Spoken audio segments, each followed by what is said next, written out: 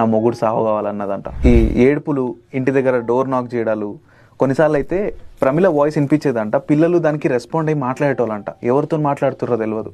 ఇట్లాంటి ఇన్సిడెంట్స్ అంతా జరుగుతుంటే ఒక తాంత్రిక్ దగ్గర పోయి అప్రోచ్ అయ్యారు ఈ నైబర్స్ అంతా. నాకైతే అంజనం వేయడం వచ్చు, అంజనం వేసి మొత్తం రివీల్ చేపిస్తా అని మాటలు వినిపించిండు. జరిగింది ఏంటంటే ఆ అంతటికీ క్రిమినల్ వాళ్ళ అత్తే. అత్తకేమో ఈ పిల్ల ఇష్టం లేదు, ఎందుకంటే పేదమ్మాయి. ఒక రిచ్ ఫ్యామిలీకి ఇవ్వాలి నా కొడుకుని అనుకున్నారు, కానీ తన హస్బెండ్ చేసిన ఫోర్స్ వల్ల ఈ పిల్లకి పెళ్లి చేయాల్సి వచ్చింది.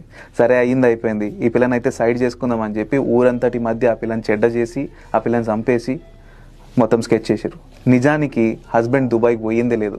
ఊరవతల వేరే ఊర్లో మొత్తం మకాం వేసి అక్కడ పెళ్లి చేసుకోవాలనే అన్ని ప్లాన్స్ అంతా వేసుకున్న తర్వాత ప్రమిళని చంపేసిండు. సరే ఈ విషయాలన్నీ రివీల్ అయిపోయినాయి. ప్రమిళ మాటలలో తెలుసుకుని ఏం కావాలమ్మా నీకు అంటే నా మొగుడు సావు కావాలన్నదంట. అదైతే వాళ్ళ చేతిలో లేకపోయింది, కానీ ఎవిడెన్సెస్ ఒక్కొక్కటిగా గ్యాదర్ చేసుకుంటూ తెలిసింది